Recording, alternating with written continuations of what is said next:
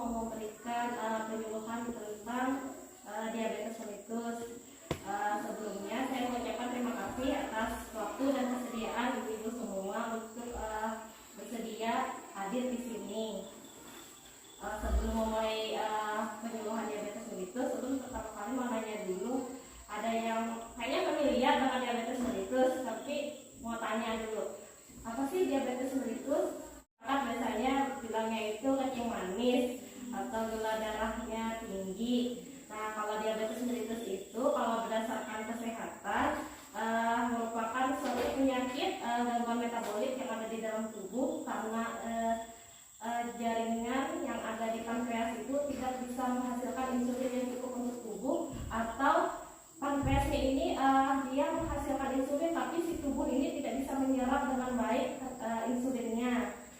Kalau untuk insulin ini termasuk suatu hormon kalau tidak berpuasa di atas 200. Penyebab biasanya ini penyebab diabetes ini usia di atas 40 tahun, gemuk, hipertensi biasanya dia juga, hipertensi ini lebih dari 140 ke 90. Nah, kalau yang punya riwayat keluarga, misalnya ayahnya, ibunya atau kakek neneknya punya diabetes, itu kita harus menjaga. Takutnya tuh biasanya tuh ada nanti ke bawahnya tuh yang kena diabetes juga, sama ini punya kadar gula tinggi itu.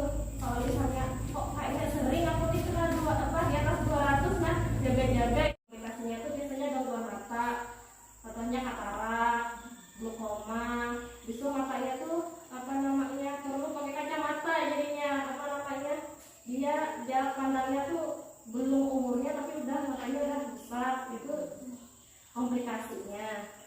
Habis itu penyakit kardiovaskuler itu penyakit kayak misalnya hipertensi, jantung, itu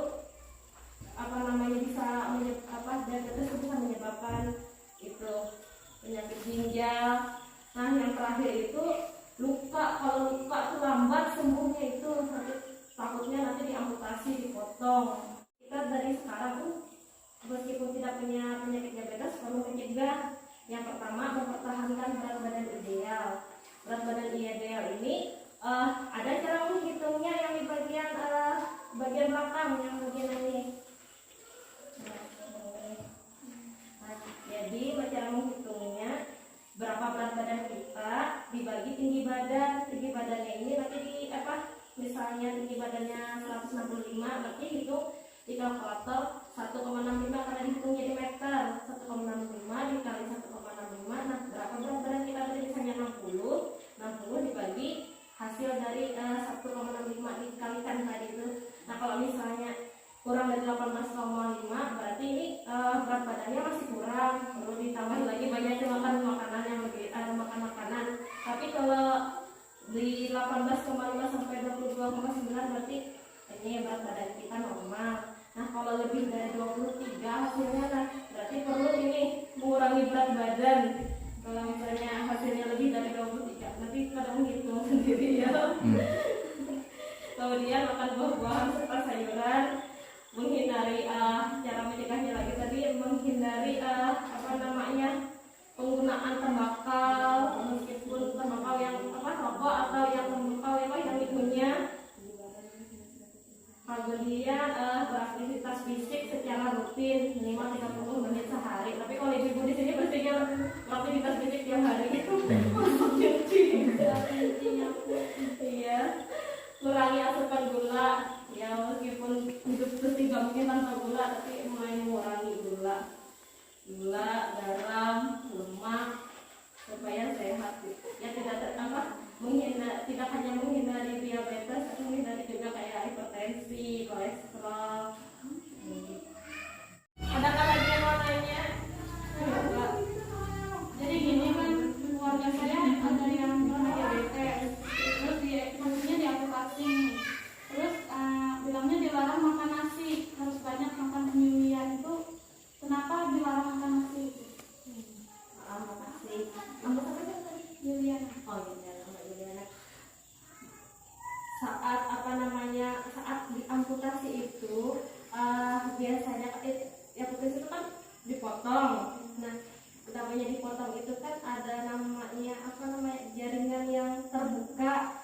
Nah, mungkin waktu saat itu dilarang makan nasi. Maksudnya itu bukan dilarang seterusnya makan nasi. Pada saat diamputasi, pada saat setelah habis operasi masa penyembuhan dilarang makan nasi. Takutnya kalau saat dia makan nasi nanti memperberat nanti apa namanya meningkatkan kadar gula darahnya. Takutnya dikhawatirkannya nanti karena lukanya belum kering nanti apa berpindah lagi ke depannya apa namanya jaringan yang busuk. Itu yang dikhawatirkan, bukan dilarang. Boleh makan nasi tapi saat sudah semuanya apa lukanya itu benar-benar betul-betul kering di rumah. Nanti misalnya kalau ada dokter, oh ini udah kering, udah bersih, boleh makan nasi, tapi tetap dibatasi. Kalau untuk apa namanya nasi putih atau nasi merah, kalau lebih bagus sih nasi merah. Tapi ada beberapa referensi mengatakan kalau misalnya makan nasinya itu jangan yang langsung matang langsung dimakan.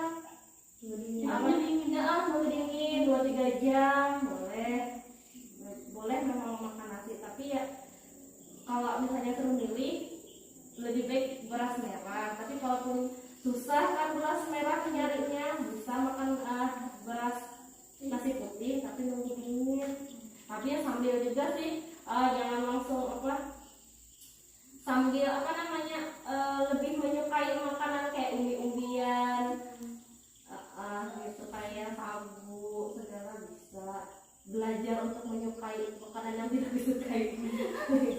Kalau perbedaan gula kering sama gula basah? Ya. Kalau apa namanya diabetes itu sama-sama diabetes ya, diabetes namanya diabetes kering, diabetes basah. Kalau diabetes kering itu biasanya orangnya ini gemuk badannya nih, hari-harinya gemuk, pada saat itu tiba-tiba berat badannya tuh turun, jadi kurus. Nah itu dikhawatirkan, makanya sambil nanti cek gula darahnya.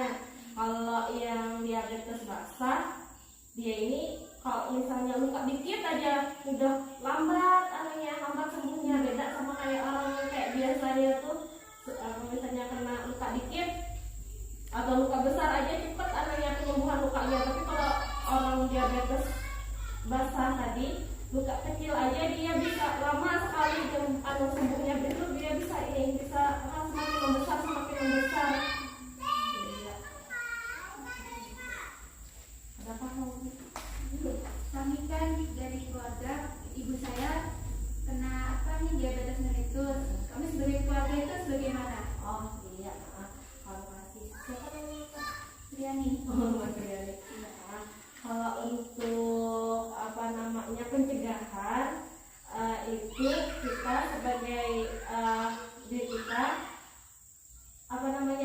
menjaga pola makan, menjaga kalau misalnya makan jangan makan makanan yang manis, agak sudah mulai sedikit mulai mengurangi, membatasi makanan yang manis. Habis itu tidak terlalu nggak makan makanan yang cepat saji, kayak minuman yang kayak langsung botol langsung minum itu, kayak vitamin itu lebih baik berlatih untuk tidak minum itu. Kayak sirup, kecap itu termasuk dihindari untuk orang yang diabetes. Habis itu jangan lupa sering-sering kontrol gula darahnya ke petugas kesehatan, ke posyandu. Dimanfaatkan posyandu PTM, posyandu lansia. Dan sebagai anak kita membawa ibu kita juga ke puskesmas atau ke posyandu biar ibu kita ini sehat. Sudah tadi penyuluhan, udah lagi yang mau tanya apa sih diabetes mellitus itu? Ada yang bisa nyebutkan? Ulang lagi tapi ulang.